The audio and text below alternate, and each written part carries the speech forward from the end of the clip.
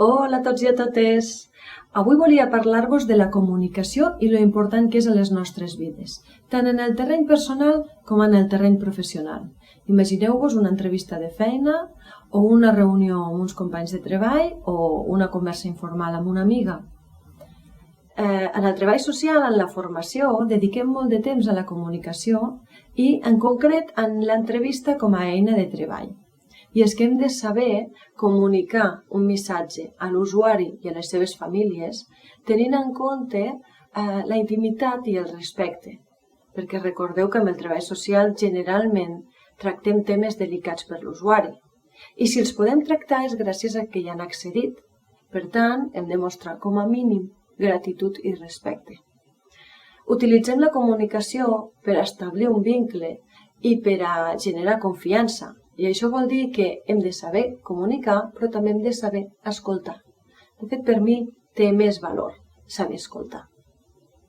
Penseu-hi, vosaltres en quina mesura escolteu els altres? Perquè explicar segur que tots tenim coses a explicar i ens agrada que ens escoltin, però quant de quantitat i com de qualitat escoltem nosaltres els altres?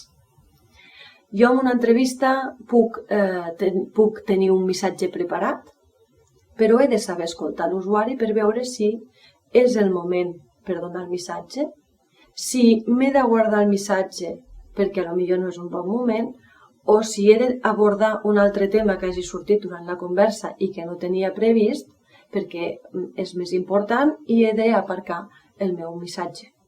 Això només ho sabré si escolto. En la comunicació i en l'escolta hem d'anar més enllà de les paraules. Hem de saber escoltar què hi ha darrere. Què transmet l'usuari?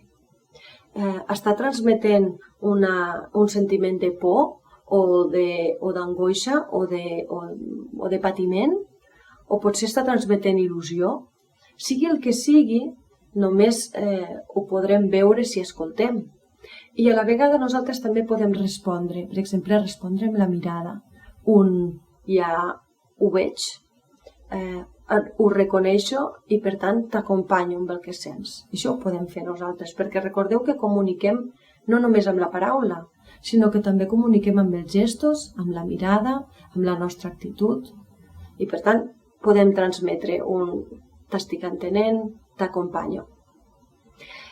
Sigui el que sigui, tant en la comunicació com en l'escolta, la premissa és la mateixa, és tenir present a l'altre.